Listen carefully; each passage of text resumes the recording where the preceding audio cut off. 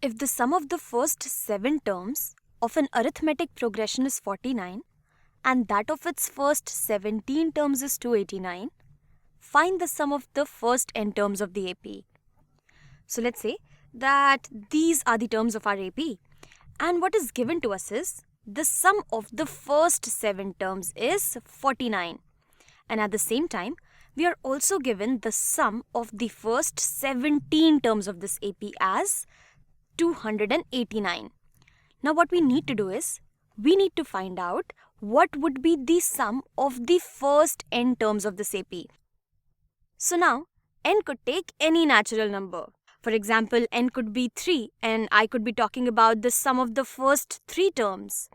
So just to be clear, I'm going to write nth term over here. But this does not mean that my nth term is always going to lie after the 17th term. So moving on, what we need to figure out is the sum of the first n terms. So now, we already know that sum of first n terms in any arithmetic progression is the average of its first and nth term times the number of terms we are dealing with. And we can simplify this a little bit further. We know to get to the second term in an AP, we add the common difference once to our first term.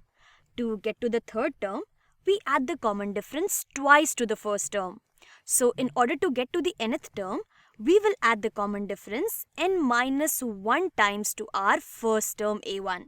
So if I write an in this equation in terms of my first term and the common difference, then sum of the first n terms is 2 times a1 plus n minus 1 times the common difference, and this whole thing multiplied by n by 2.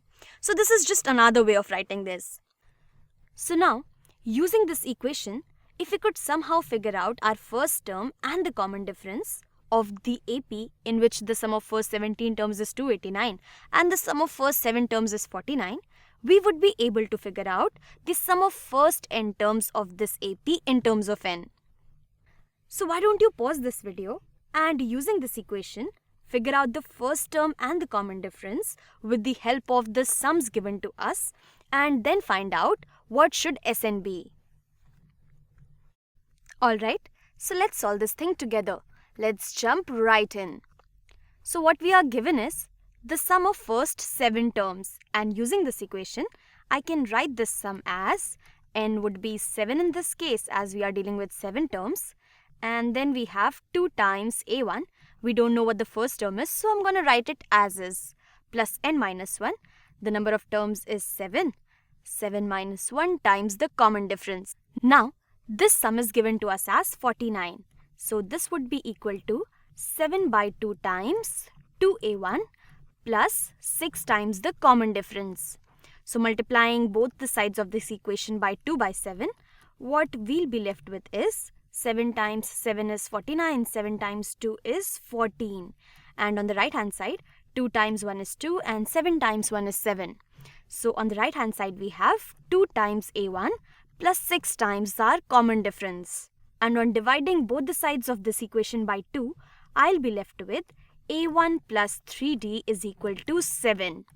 So now we have one equation which involves the first term and the common difference. Let's try to figure out one more equation and then we can solve them both. So to get another equation in a1 and d, I'm going to use this thing.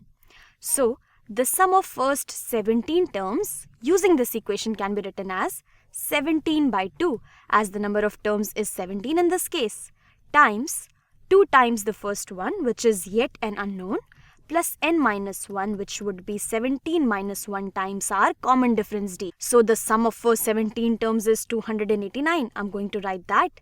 And then I have 17 by 2 times 2a1 plus 16 times the common difference.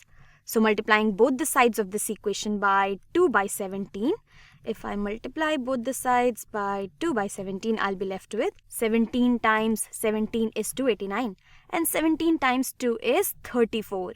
So 34 would be equal to 2 times 1 is 2, 17 times 1 is 17. So 34 would be equal to 2 times our first term plus 16 times the common difference. And dividing both sides of this equation by 2, we'll get a1 plus 8 times the common difference is equal to 17. So now we have two equations and two unknowns. So we can use them both to figure out a1 and d. And for that, I'm just going to write my first equation just below the second one. So now, if I subtract my first equation from the second one, what I'll be left with is, so a1 minus a1 would be 0, and 8d minus 3d would be 5d, and 17 minus 7 would be 10. So on dividing both the sides of this equation by 2, I'll get d as 2. So the common difference comes out to be 2, and on replacing the value of d in either of these equations, we can figure out the value of a1. So let's put d equals to 2 in this one. So we will have a1 plus 3 times 2. 3 times 2 is equal to 7. So on subtracting 6 from both the sides of this equation, I'll get a1 is equal to 1. So my first term comes out to be 1 and my common difference is 2. So let me get my problem back. I'll just hide this thing and I'll get my problem statement back. So now we figured out that our first term is going to be 1 and our common difference is going to be 2.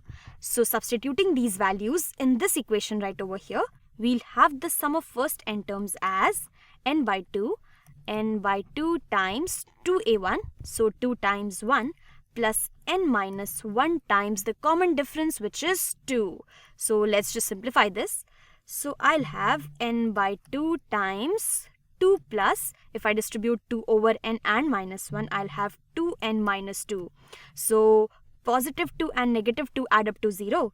And then I have n by 2. So this thing is n by 2 times 2n. So 2 times 1 is 2. And this thing is equal to n squared. So the sum of first n terms in this AP is going to be n squared. And we can check it out. So if I want to take the sum of first 7 terms, n would be 7. So n squared is going to be 49, which is true. And the sum of first 17 terms is going to be 17 squared, which is 289. So the sum of first n terms is n squared.